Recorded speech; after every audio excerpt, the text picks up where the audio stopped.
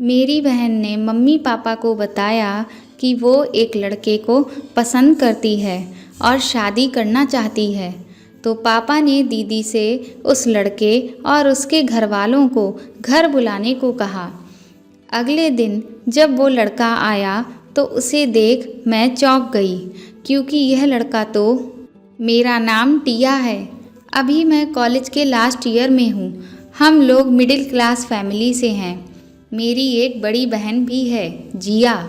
जिया दीदी ने अपनी पढ़ाई पूरी कर ली है और अभी उनकी अच्छी जॉब भी लगी है। मेरी ज़िंदगी में एक लड़का था, रोहन।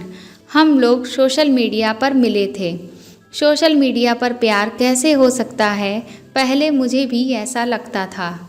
लेकिन जब मुझे भी सोशल मीडिया से प्यार हुआ तो मुझे पता चला प्यार कहीं भी किसी से भी हो सकता है। रोहन की रिक्वेस्ट मेरे सोशल मीडिया पर आई।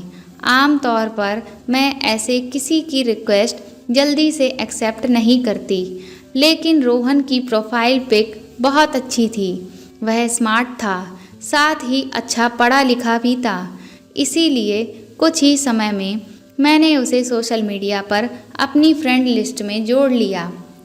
हम दोनों के बीच पहले मैसेज से बात होती थी। इस दौरान उसने कभी भी मेरा नंबर नहीं मांगा, जबकि मैं चाहती थी कि वो ऐसा करे, क्योंकि मुझे उससे बात करना था। अब मैं मैसेज से बात नहीं करना चाहती थी। जब रोहन ने मेरा नंबर मुझसे नहीं मांगा तो मैंने ही एक दिन उससे कहा कि क्या तुम मेरी आवाज़ नहीं सुनना चाहते हो? उसने बोला, मैं चाहता तो था, लेकिन तुम कहीं बुरा ना मान जाओ, इसलिए मैंने नहीं मांगा। हम दोनों में अब फ़ोन पर बात होने लगी। 3 महीने तक हम लोग एक दूसरे से बात करते रहे, लेकिन मुझे इस बात की हैरानी होती थी कि वो लड़का होकर भी मुझसे वो सब नहीं कह पा रहा था। मैंने ही उसे वीडियो कॉल करने को कहा, लेकिन उसने यह कहकर मना कर दिया कि उसके यहाँ पर नेटवर्क नहीं रहता। करीब 1 या 2 बार उसने वीडियो कॉल किया, लेकिन सिर्फ उसका चेहरा ही दिखाई दिया। बाद में शायद नेटवर्क की वजह से फ़ोन कट जाता था। मेरी पढ़ाई भी पूरी होने वाली थी। मैं भी अब दीदी की तरह जॉब करना चाहती थी। रोहन भी अब मेरी ज़िंदगी का हिस्सा हो गया था। हम लोग रोज़ रात को घंटों बात किया करते थे। मेरी दीदी छुट्टी लेकर घर आई और उसने हमें एक सरप्राइज़ दिया। दीदी ने पापा मम्मी को बताया कि उन्हें कोई पसंद है और वह शादी करना चाहते हैं। वह दोनों साथ में ही जॉब करते हैं। मम्मी और पापा ने कहा कि ठीक है, उन्हें घर बुलाओ। रात रोहन को भी मैंने यह बात बताई कि दीदी को कोई पसंद है। अभी तक रोहन ने मुझे प्रपोज़ नहीं किया था। मैं चाहती थी कि वो मुझे प्रपोज़ करे, लेकिन मैं यह नहीं चाहती थी कि वो यह बात फ़ोन पर कहे, और इस बार पहल करके मैं उसे नहीं बताना चाहती थी, बल्कि मैं चाहती थी कि वो यह बात खुद बोले। अगले दिन सुबह से तैयारियां चल रही थीं। दीदी और मैं तैयार होने में लगे थे। मम्मी कुछ घर में ही नाश्ता बना रही थीं। हम सब उनका इंतज़ार कर रहे थे। दीदी ने मुझे उनकी तस्वीर नहीं दिखाई, सिर्फ रात में थोड़ी देर के लिए फ़ोन पर बात ज़रूर करवाई थी। मैंने भी उनसे कहा था कि कल ही आपको देख लेंगे।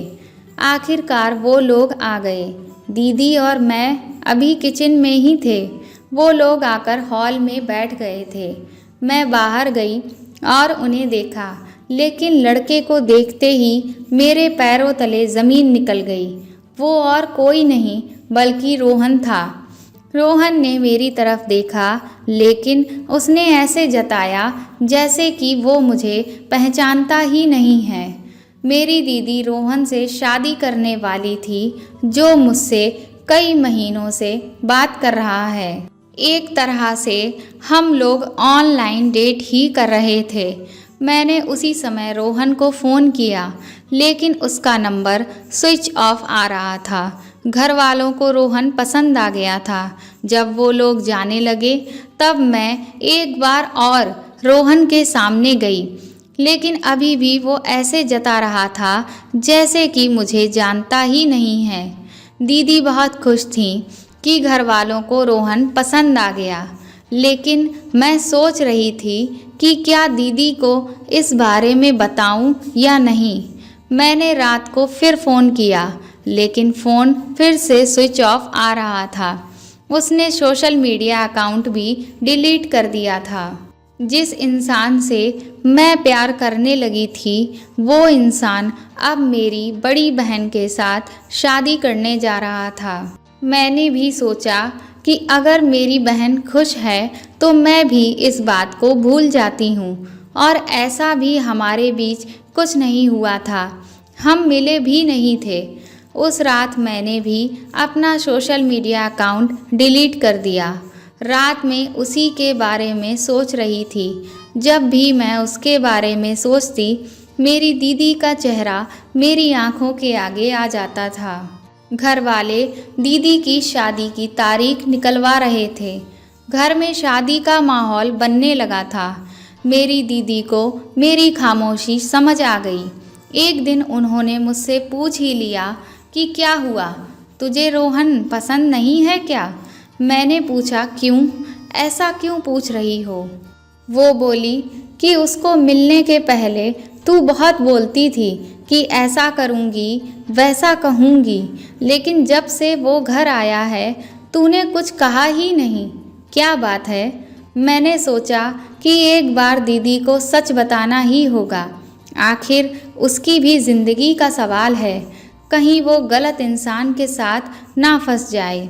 मैंने मेरी दीदी को कहा कि आप रोहन को अच्छे से जानती हैं ना, कहीं ऐसा तो नहीं कि वो आपको धोखा दे रहा हो या कुछ छिपा रहा हो।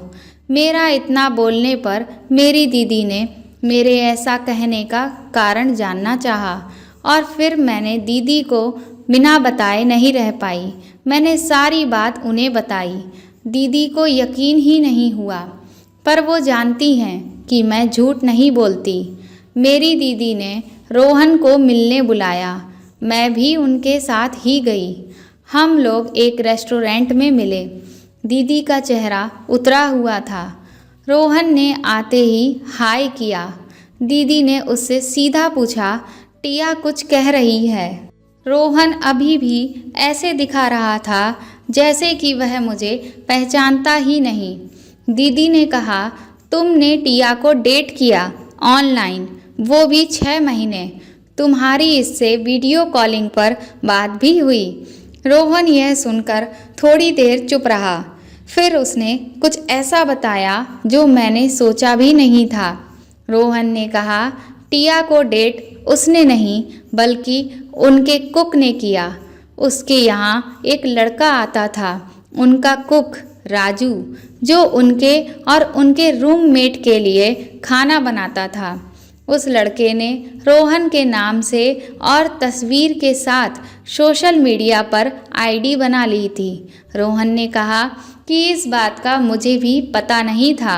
वो लड़का अच्छा था, लेकिन मैं जब तुम्हें देखने तुम्हारे घर आने वाला था तब मैंने अपने दोस्तों को तुम्हारी प्रोफाइल दिखाई थी। उस समय वो भी वही था जिसमें तुम्हारी बहन भी थी। वो उसी रात बोला कि वो अपने घर जा रहा है, और जाते जाते वो माफ़ी मांग रहा था कि उसने मेरे नाम से ऐसा किया। साथ ही मेरी फ़ोटो भी उसमें डाली। मैं पहले गुस्सा हुआ, लेकिन फिर वो बोला कि उसने अकाउंट डिलीट कर दिया है। मैंने पूछा कि उसने कुछ फ्रॉड तो नहीं किया, तो वो बोला नहीं, पर उसने कहा कि मैं आपको एक बात बताना चाहता हूँ कि मुझे किसी से प्यार हो गया था। अब वो इस झूठ को आगे नहीं बढ़ा सकता था, इसीलिए वो जा रहा है। मैंने पूछा, जाने की क्या ज़रूरत है? तो वो बोला, शायद आपको इसका जवाब मिल जाएगा, और वो ऐसा कहकर अपने गांव चला गया। वीडियो कॉल पर भी उसी ने कहा था कि मेरी फ्रेंड को हाय बोल दो, इसीलिए मैं आया था। तुमने तो उससे बात की है, क्या वो आवाज़ मेरी थी? उनका कहना सही था, वो आवाज़ उनकी नहीं थी। मेरी दीदी ने मुझे वहीं गले लगाया और कहा कि कोई बात नहीं, इस तरह की कई बातें जीवन में होती हैं, हमें आगे बढ़ना चाहिए। भले ही उसने मुझसे झूठी पहचान के साथ बात की थी, लेकिन उसकी बातें सच्ची थीं। लेकिन एक सवाल यह भी है कि अगर मैं सच जानती कि वो एक कुक है तो क्या मैं उससे बात करती? इस बात का मेरे पास कोई जवाब नहीं था। उसके मन में भी शायद यही सवाल आया होगा, इसीलिए इस तरह से वो चला गया। इन सब से मैंने बहुत कुछ सीखा, एक नया तजुर्बा मेरे साथ जुड़ा, कई सारे सवाल मेरे सामने खड़े हुए, लेकिन इन्हीं सब बातों का जोड़ ही तो ज़िंदगी है। पर अब मैं अपनी बहन के लिए बहुत खुश थी कि रोहन उसकी ज़िंदगी में था। दोस्तों, आपको यह कहानी कैसी लगी हमें कमेंट करके ज़रूर बताएं और इस कहानी को प्लीज़ ज़्यादा से ज़्यादा शेयर करें और लाइक करें। और अगर आप मेरे चैनल पर नए हैं तो प्लीज़ सब्सक्राइब करें। Thank you.